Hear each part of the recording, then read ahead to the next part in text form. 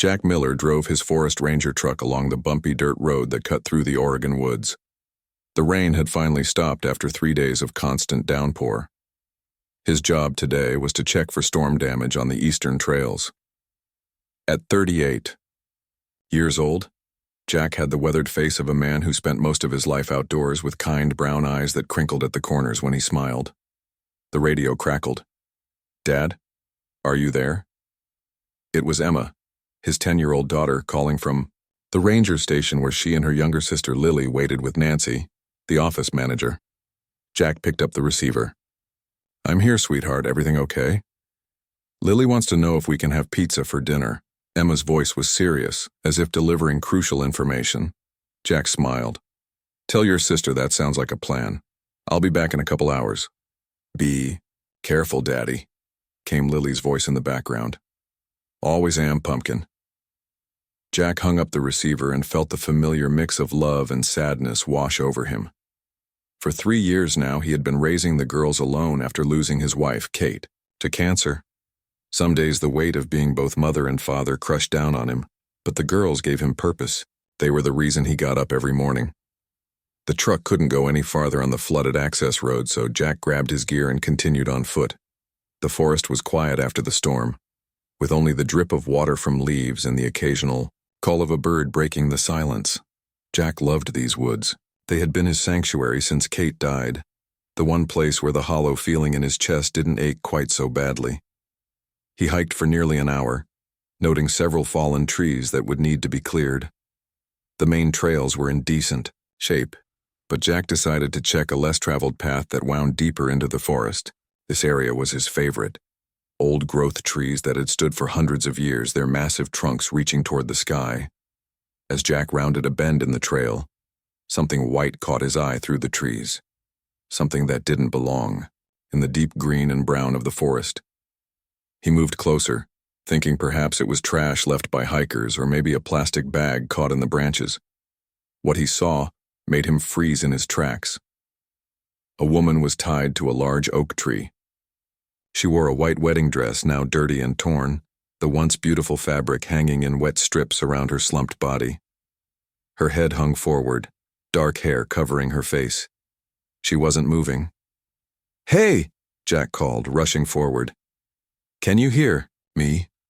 The woman didn't respond. Jack dropped his pack and pulled out a knife to cut the ropes binding her wrist to the tree trunk. As the ropes fell away, the woman collapsed forward. Jack caught her before she hit the ground. He lowered her gently, checking for a pulse. It was there, but weak and slow. Her skin felt ice cold. The woman had been out here for hours, maybe overnight, in the cold rain. Jack removed his jacket and wrapped it around her, then pulled out his radio to call for help. "This is Ranger Miller. I need emergency medical assistance on Trail 17, about 2 miles in from the eastern entrance. I've found a woman tied to a tree. She's alive but unconscious. Possible hypothermia." "Copy that, Jack," came the reply. "Sending help now. ETA 20 minutes. Jack returned his attention to the woman. He pulled an emergency blanket from his pack and wrapped it around her, then gently brushed the wet hair from her face. She was young, maybe early 30s, with pale skin and dark eyelashes that stood out against her colorless cheeks. Even in this state, Jack could see she was beautiful. But more than that, something about her seemed familiar, as if he'd seen her before somewhere. "Miss? Can you hear me?" Jack said, rubbing her hands between his to warm them. "Help is coming. You're going to be okay." To his surprise, the woman's eyelids fluttered.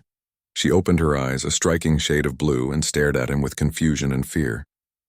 "It's okay," Jack said softly. "I'm a forest ranger. You're safe now." The woman tried to speak, but only a raspy sound came out.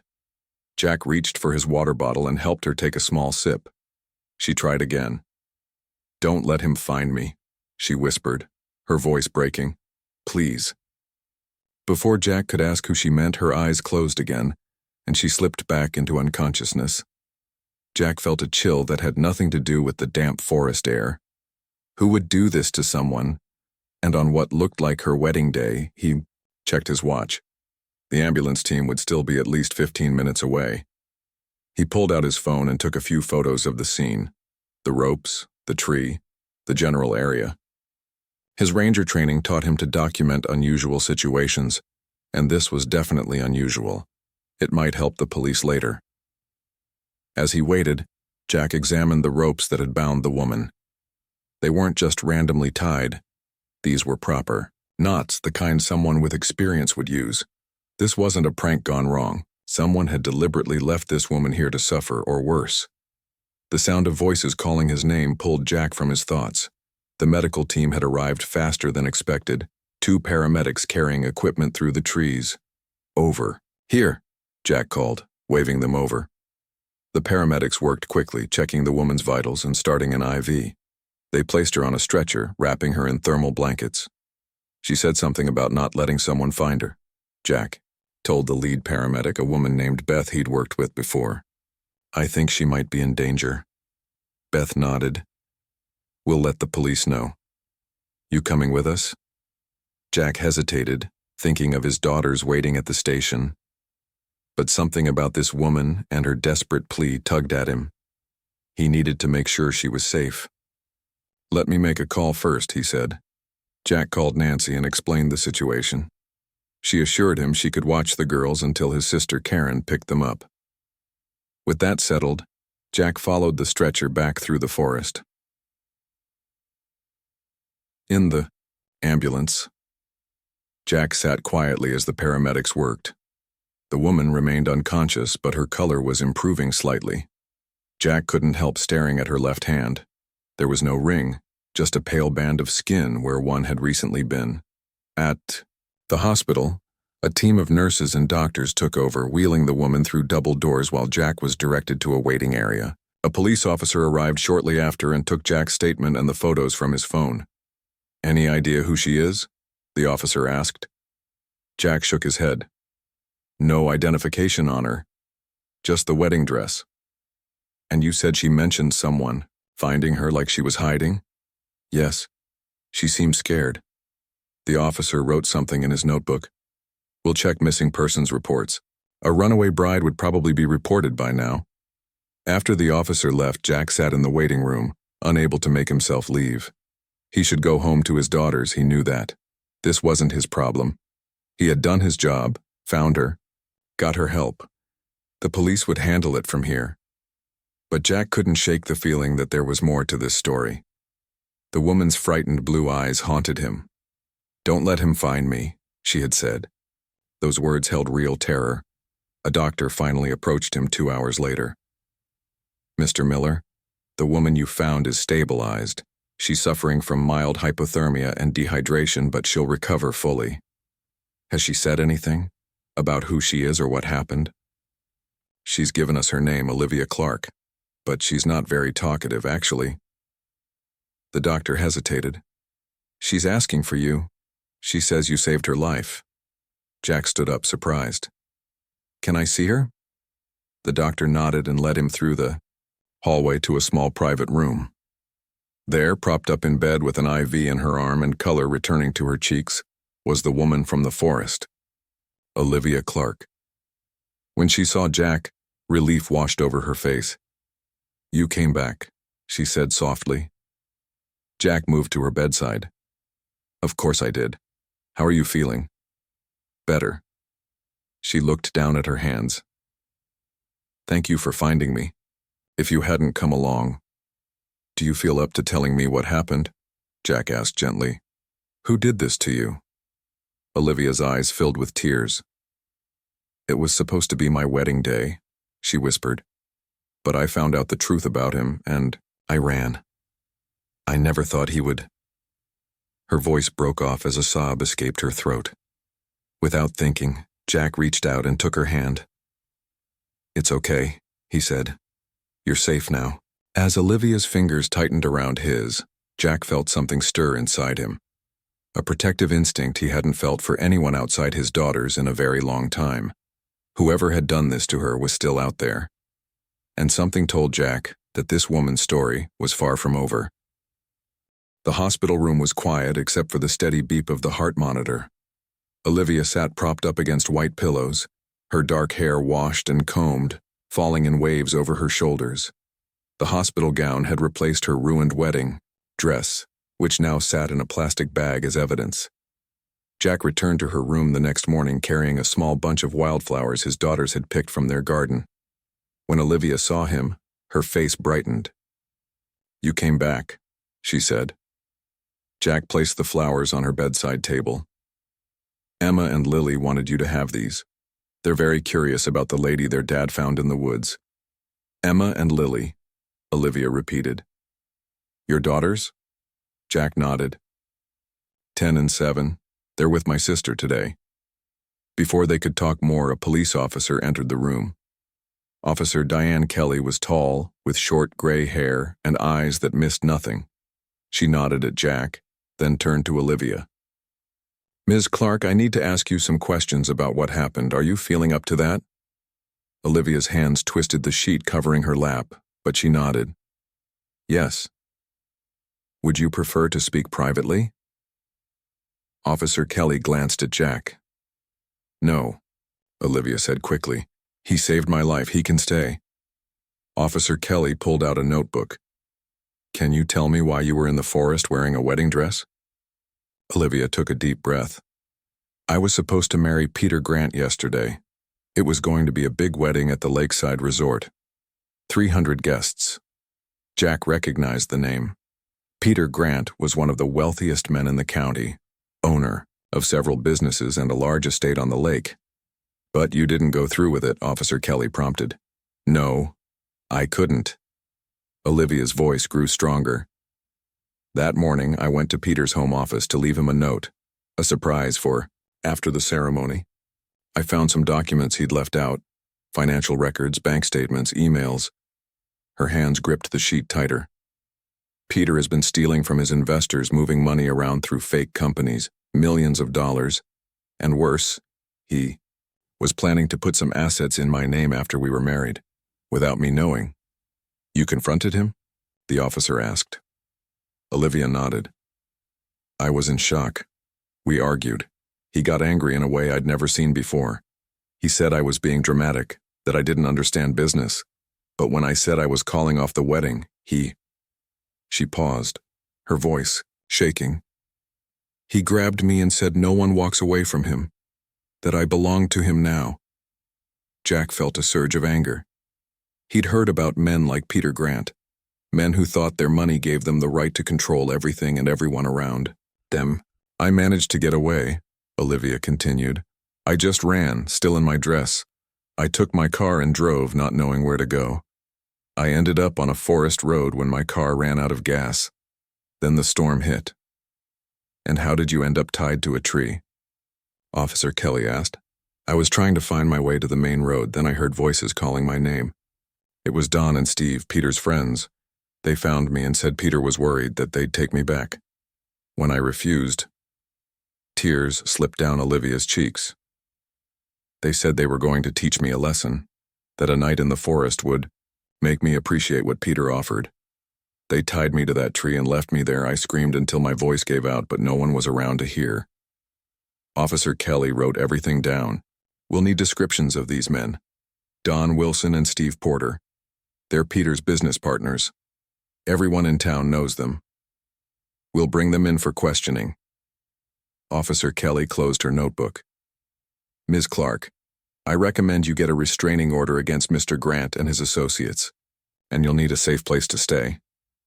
After the officer left, Jack sat in the chair beside Olivia's bed. "What will you do now?" Olivia wiped her eyes. "I don't know. My apartment is in Peter's building. My family lives across the country. I can't go back to any of my usual places. Peter knows them all." Jack thought of his cabin in the woods, the spare room that had once been his home office. He thought of his daughters, who still carried the pain of losing their mother. He thought of how complicated it would be to invite a stranger into their lives, especially one with dangerous problems, yet something about Olivia made him want to help her. "I have a spare room," he said, before he could talk himself out of it. "It's nothing fancy, but you'd be safe there while you figure things out." Olivia looked at him with surprise. "You would do that? You hardly know me." Sometimes people need help. Kate, my late wife, she would have done the same. Olivia's eyes softened. You lost your wife? 3 years ago. Cancer. Olivia reached out and touched his hand. I'm sorry. They sat in silence for a moment. Two people who understood loss in different ways. Thank you, Olivia finally said. If you're sure it's not too much trouble, I would be grateful for a place to stay. Just for a few days until I can make other arrangements. The doctor discharged Olivia the next day. Jack brought her some clothes that his sister Karen had donated. Jeans, a sweater, and sneakers that were slightly too big but better than nothing. Olivia's own belongings were all at Peter's house or her apartment, places she couldn't return to. As Jack drove Olivia to his cabin, she was quiet, watching the trees pass by outside the window. His home was isolated, set back from the main road, with a long driveway winding through the pines. It was a simple log cabin that Jack had expanded over the years, adding a second floor with bedrooms for the girls. It's beautiful, Olivia said as the house came into view. The front door burst open before Jack could turn off the engine. Emma and Lily raced down the steps, followed by Karen, who waved from the porch. Is that her daddy? The lady from the bee tree? Lily asked, her 7-year-old curiosity knowing no bounds. Lily, Emma scolded her sister. Dad said to be polite. Jack helped Olivia from the car. Girls, this is Ms. Clark. She's going to stay with us for a little while. You can call me Olivia, she said, smiling at the girls. I'm Emma, and this is Lily, Emma said formally, extending her hand like she'd seen adults do. Olivia shook it with equal seriousness. It's very nice to meet you both. Does your wedding dress still have mud on it? Lily asked, earning another glare from Emma. Olivia laughed, surprising Jack with the lightness of the sound. It does. I don't think it can be fixed. That's okay, Lily said. You can get a new one when you find a better husband. Karen walked down to join them, introducing herself to Olivia. I've made up the spare room for you, she told her. And there's soup on the stove for dinner. Thank you, Olivia said. Everyone has been so kind. Inside, the cabin was warm and lived in. Pictures of the girls and Kate hung on the walls. Toys and books were stacked neatly in corners. It wasn't fancy, but it was home. Karen stayed for dinner, helping to ease any awkwardness. The girls peppered Olivia with questions about everything except what had happened in the forest. Jack had warned them not to ask about that. Instead, they wanted to know if she liked pizza, what her favorite color was, and if she knew how to braid hair like their Aunt Karen did. After dinner, Karen left with a hug for Jack and a warm smile for Olivia. Call me if you need anything, she said to them both. Jack helped the girls with their bedtime routine while Olivia sat in the living room, looking through a photo album Emma had proudly presented to her. When he came back downstairs, he found Olivia staring at a picture of him with Kate and the girls when they were younger. You were a beautiful family, Olivia said. We were, Jack agreed, sitting across from her. It's different now, but we're still family. Olivia closed the album carefully. I always wanted this. A real home, children. I thought Peter was my chance at that, but... She shook her head. I was so blind. You couldn't have known what he was really like. Maybe I did, deep down. There were signs. The way he needed to control everything. How angry he got when I disagreed with him. I just didn't want to see it. Jack looked at her thoughtfully. What will you do when all this is over? Start over somewhere new? I'm a teacher, elementary school. I can find work in another district. She met his eyes. But first, I need to make sure Peter faces consequences for what he's done, both to me and to the people he's stolen from. Jack nodded, admiring her courage. Most people would just want to run away from someone like Peter Grant, not stand up to him. Outside, the wind picked up, branches scraping against the cabin's roof. The sound made Olivia flinch. You're safe here, Jack assured her. No one knows you're staying with us. As if to challenge his words, his phone rang. The screen showed a number he didn't recognize. Jack answered cautiously. Hello? Ranger Miller? The voice was smooth, confident. This is Peter Grant. I believe you have something that belongs to me. Jack's hand tightened around the phone. The room suddenly felt colder. Across from him, Olivia watched with wide eyes, sensing something was wrong. Mr. Grant, Jack said, keeping his voice steady. How did you get this number? Peter's laugh was soft and unpleasant. I have friends everywhere, Ranger Miller. It wasn't hard to find out who discovered my runaway bride. Jack stood up and walked to the window, checking outside. The driveway was empty, the woods dark beyond the porch light. I don't know what you're talking about, Jack said. Let's not play games. I know Olivia is with you. Peter's voice hardened. She's confused, emotional. She needs to come home where she belongs. From what I understand, she's not confused at all. She's made her choice. Has she told you her wild stories about my business dealings? Olivia has always had a vivid imagination. It's one of the things I loved about her, but she's mixed up fantasy with reality. Jack watched Olivia, who had risen from her seat and moved closer, trying to hear the conversation. Mr. Grant, it's late. I suggest you contact Officer Kelly with any concerns you have. Officer Kelly, Peter scoffed. The police in this town work for me, Miller. They know which side their bread is buttered on. Is that a threat? Just a reminder of how things work around here. Peter's voice turned friendly again, which somehow made it worse. Look, I'm not your enemy. I just want what's best for Olivia. Tell her I'm not angry. Tell her she can come home and everything will be forgiven. Jack had heard enough. Good night, Mr. Grant. He hung up and turned to Olivia, who was hugging herself, her face pale. He knows I'm here, she whispered. Jack nodded. He does. But he doesn't know where here is. And my address isn't public record because of my job. He'll find out. Peter always gets what he wants. Olivia sank back onto the couch. I should leave. I'm putting you and your daughters in danger. Jack sat beside her. Running won't solve this. You heard Officer Kelly. We need to get a restraining order.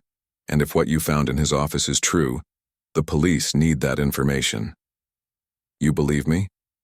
About what I found? Of course I do. Why wouldn't I? Olivia looked down at her hands. Peter said I was crazy, that I was making things up. He said it so many times I almost started to believe him. Jack recognized the signs of emotional abuse. That's what men like him do. They make you doubt yourself. Olivia was quiet for a moment. I can't go to the police station. Peter might have people watching it. Then we'll call Officer Kelly directly tomorrow. She seemed solid, and if Peter really has some local cops in his pocket, we'll go to the state police instead. Olivia nodded, but still looked worried. Try to get some sleep, Jack said gently. We'll figure this out in the morning. But sleep didn't come easily for either of them that night. Jack checked the locks twice and kept his Ranger shotgun close by, just in case. In her room, Olivia lay awake for hours, jumping at every creak and rustle from the surrounding forest. Morning brought a false sense of normalcy. Jack made pancakes while the girls got ready for school, chattering excitedly about having a guest in the house. Olivia came downstairs in the borrowed clothes, her hair pulled back in a simple ponytail. She looked younger, less afraid in the bright morning light. Olivia, do you know how to braid hair? Lily asked, holding up a hairbrush. Daddy tries, but he's not very good at it. Hey, Jack protested with a smile. I'm learning. I do know how to braid, Olivia said, taking the brush. Would you like me to show you? While Jack packed lunch boxes, Olivia braided Lily's hair into a neat French braid, then did the same for Emma, who pretended she was too grown up to care but secretly smiled at her reflection in the hall mirror. As they ate breakfast, Jack explained his plan. I'll drop the girls at school, then come back. We'll call Officer Kelly and see about getting that restraining order. Can't Olivia come with us to school? Lily asked. She can meet my teacher. Not today, sweetie, Jack said. Olivia needs to rest. It's okay, Olivia told Lily. Maybe another time. After Jack and the girls left, Olivia washed the breakfast dishes, finding comfort in the simple task. The cabin was peaceful, with sunlight streaming through the windows and birds singing outside. For a moment, she could almost forget the danger she was in. The sound of tires on gravel broke the silence. Olivia froze, hands still in the soapy water. It was too soon for Jack to be back. Heart racing, she moved to the window and carefully peered out. A black SUV with tinted windows had pulled into the driveway. The driver's door opened and Don Wilson stepped out. Peter's friend, one of the men who had tied her to the tree. Olivia backed away from the window, panic rising in her chest. She had to hide. No, she had to run. But where? The forest surrounded the cabin, and she had no car, no phone. Don knocked on the front door. "Olivia? I know you're in there. Open up. We need to talk." Olivia grabbed Jack's ranger jacket from a hook by the back door and slipped outside as quietly as she could. She had to get to the road, flag down a car, find help. She had barely made it past the woodpile when she heard Don's voice again, closer this time. "There you are." Olivia ran. She darted between trees, pushing through bushes, ignoring the branches that scratched her face and caught in her hair. Behind her, she heard Don cursing as he followed. Unlike last time in the forest, Olivia now had a destination in mind. Jack had pointed out the ranger station from the road on their drive to the cabin. If she could reach it, there would be people there, phones, safety. Don was gaining on her. He was bigger, stronger, but Olivia was fueled by fear and the desperate need to escape. She pushed herself harder, lungs burning, legs aching. The trees thinned out, and suddenly the ranger station came into view across a small clearing. Olivia felt a surge of hope. Then a hand grabbed her arm, yanking her backward. Olivia stumbled and fell, Don looming over her.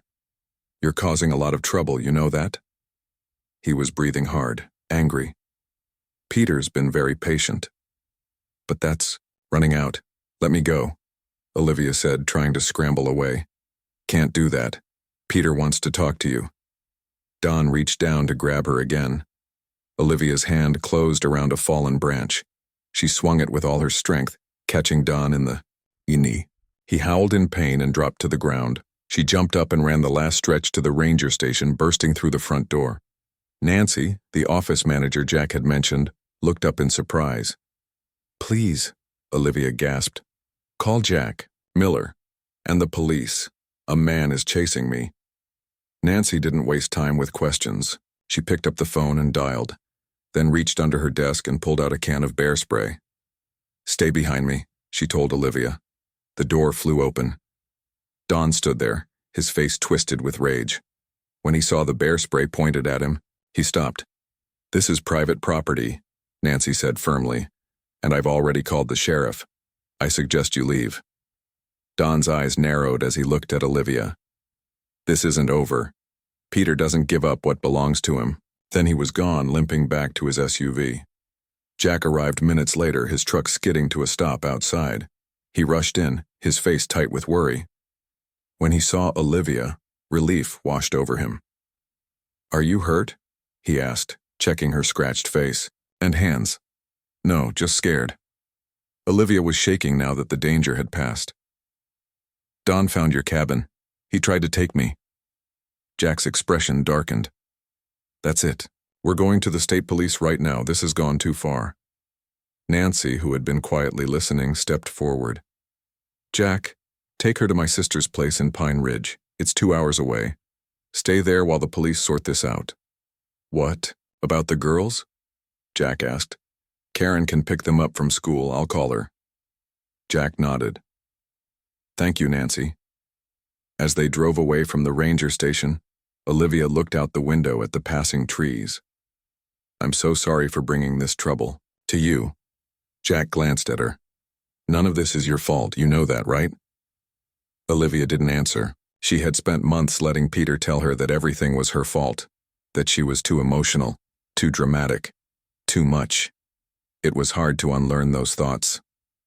"Olivia," Jack said quietly. "Look at me." She turned to face him. "You deserve to be safe. You deserve to be free, and I promise you we're going to make sure that happens."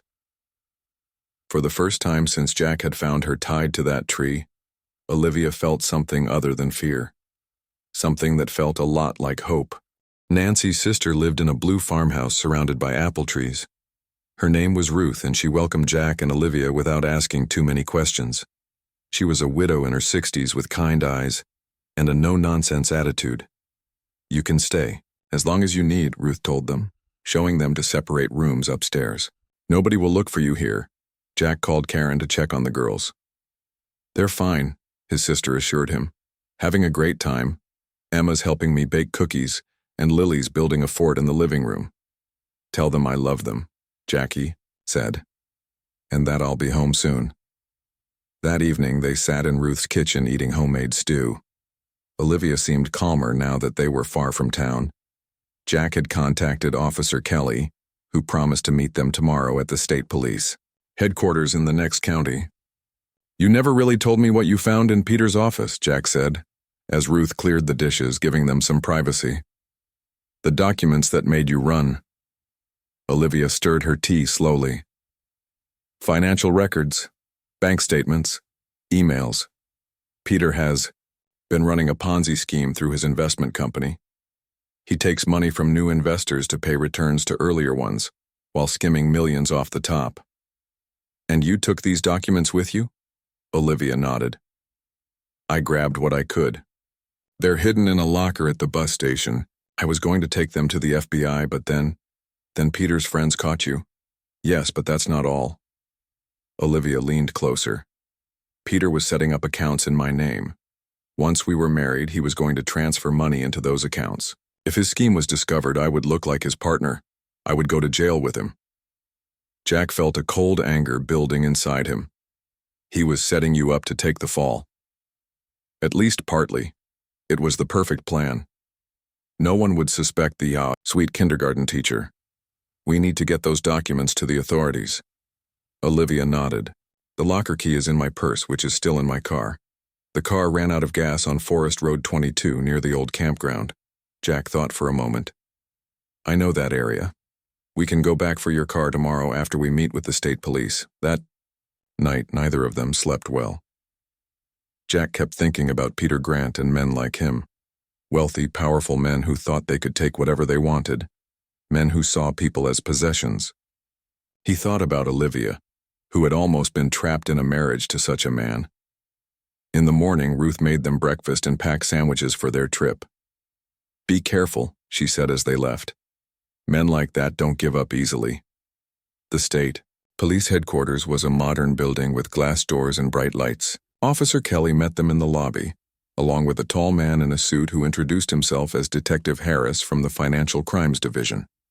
In a private room, Olivia told her story again.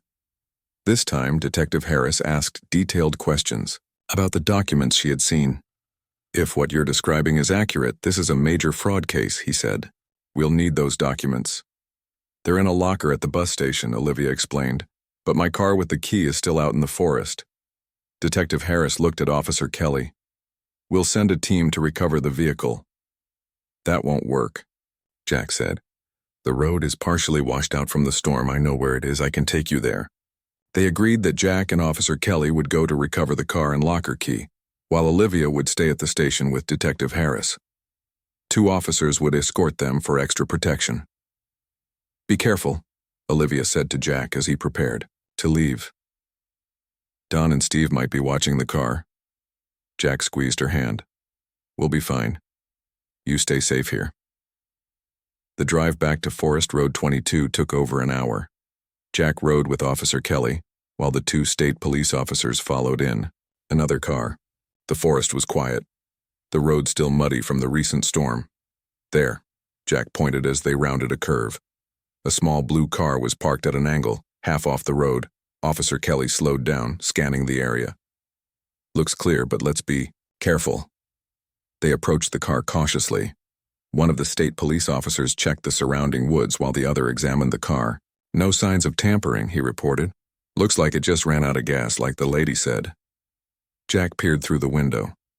"There's a purse on the passenger seat." Officer Kelly used a tool to unlock the car door. Jack reached in and grabbed the purse. Inside was a wallet, a phone with a dead battery, and a small key with a number stamped on it. "Got it," he said. They were about to leave when Jack noticed something. Tire tracks in the mud beside the road. Fresh ones, not from Olivia's car. "Someone else has been here," he said. Officer Kelly followed his gaze. "Recently, too. These tracks are new." They hurried back to their vehicles. As they pulled away, Jack glanced in the side mirror and caught a flash of movement in the trees. Someone was watching them. At the bus station in town, they approached the lockers with caution. The station was nearly empty, just a few people waiting for the afternoon bus. "Which number?" Officer Kelly asked. Jack checked the key. 43. They found the locker and opened it. Inside was a manila envelope. Jack took it out and looked inside. It contained several papers and a small USB drive. "This is it," he said. As they turned to leave, Jack froze. Don Wilson and Steve Porter had just entered the bus station. They hadn't noticed Jack and the officers yet. "It's them," Jack whispered to Officer Kelly. "The men who tied Olivia to the tree." Officer Kelly nodded and spoke quietly into her radio. The two state police officers moved into position, blocking the exits. Don saw them first. He nudged Steve and pointed. When they spotted Jack holding the envelope, their faces hardened. "Police, don't move," Officer Kelly called out, her hand on her weapon. Don and Steve looked at each other. For a moment it seemed they might try to run. Then Steve raised his hands slowly. Don wasn't so smart. He turned and tried to push past one of the state officers. He was quickly tackled to the ground and handcuffed. "Donald Wilson and Stephen Porter, you're under arrest for the kidnapping and attempted murder of Olivia Clark," Officer Kelly announced. Back at the state police headquarters, Detective Harris examined the documents from the locker. "This is exactly what we needed," he told Olivia. "Bank records, transfer details, emails discussing the scheme. There's more than enough here to arrest Peter Grant." Olivia looked stunned. "It's really over?" "Not quite," Detective Harris said. "We need to move quickly before Grant realizes what's happening. He could try to flee or destroy evidence." They planned the arrest carefully. State police officers would go to Peter's estate with a warrant, while local police would secure his office building. Detective Harris would lead the operation personally. "What about Olivia?" Jack asked. "She should stay somewhere safe until Grant is in custody." "I agree," Detective Harris said. "We can provide protection at a hotel." Olivia shook her head. "No, I want to go with you when you arrest him." She looked at the detective with determination. "I need to see his face when he realizes he's caught. I need that closure." Detective Harris hesitated, then nodded. "You can wait in the car with an officer, but you don't approach the house."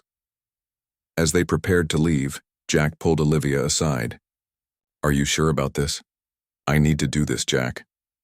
For months, Peter made me feel small and powerless. I need to see him face the consequences." Jack understood. "I'll be right beside you." They drove to Peter's estate in a convoy of police vehicles. The house was massive, with white columns and perfectly manicured gardens. It looked peaceful, expensive, and completely ordinary. No one would guess that inside lived a man who had tied his bride to a tree and left her to die. The police approached, the house with weapons ready. Detective Harris knocked on the door and announced the warrant. From the police car, Jack and Olivia watched as officers entered the house. Minutes passed. Then Detective Harris emerged, leading a handcuffed Peter Grant down the front steps. Even in handcuffs, Peter looked confident, as if this was all a misunderstanding that his money would soon fix. Then he saw Olivia watching from the car window. His face changed. The mask of confidence slipped, revealing the rage beneath. He lunged forward, shouting something they couldn't hear through the closed windows. The officers held him back and forced him into a police car. "It's really over," Olivia whispered. Jack took her hand. "You did it. You're free." As they drove away from Peter's estate, Olivia looked back one last time at the life she had almost had, the beautiful prison she had escaped. Then she turned to Jack and smiled. It was her first real smile since he had found her tied to that tree in the forest. "Take," "Me home," she said. "I want to see the girls." 6 months passed. Winter gave way to spring, and the forest around Jack's cabin bloomed with new life. The trees that had once witnessed Olivia's darkest moment now stretched their branches toward a clear blue sky. Olivia sat on the porch swing, grading papers from her new class. She had found a job teaching kindergarten at the local elementary school, the same one Emma and Lily attended. The school principal had been impressed by her experience and hired her right away. Inside the cabin, Jack was making dinner while the girls set the table. This had become their routine over the past months. At first, Olivia had stayed just until things settled down, but days turned into weeks, and weeks into months, and somehow none of them wanted the arrangement to end. Peter, Grant's trial was scheduled for next month. The evidence against him was overwhelming. Not only had Olivia's documents revealed his financial crimes, but Don Wilson had turned on his former friend in exchange for a lighter sentence. He had confessed that Peter ordered them to teach Olivia a lesson in the forest, though he claimed they never meant for her to die. Steve Porter had confirmed the story. Both men were already serving time for kidnapping and attempted murder. The sound of Jack's truck coming up the driveway pulled Olivia from her thoughts. He had gone into town to meet with their lawyer about her upcoming testimony at the trial. Jack climbed the porch steps, smiling when he saw her. Something had changed between them in these months. What began as Jack helping someone in need had grown into friendship, and then, slowly, into something more.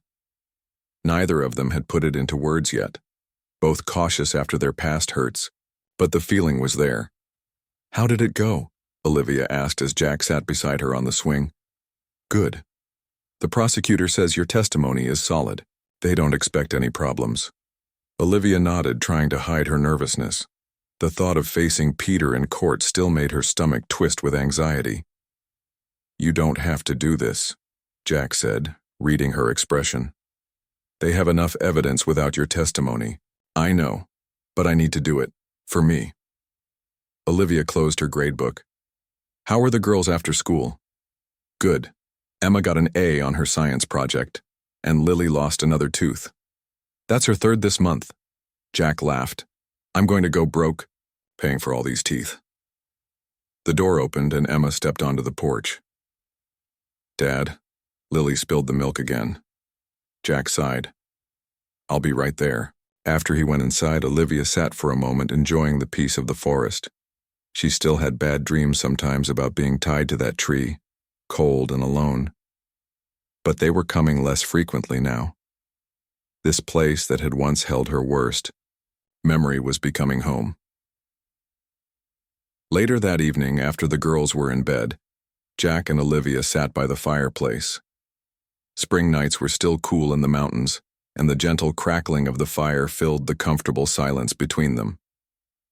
"I've been thinking," Jack said finally, "about what happens after the trial." Olivia looked at him. She had been thinking about it too. With Peter in prison, she would no longer need protection. She could go anywhere, start fresh. "The girls really love having you here," Jack continued. "And He paused, searching for the right words. "I can't imagine this place without you." Now, Olivia's heart beat faster. "What are you saying, Jack?" "I'm saying I want you to stay, not as someone who needs a safe place, but as someone who belongs here. With us." He took her hand. "With me." Tears filled Olivia's eyes.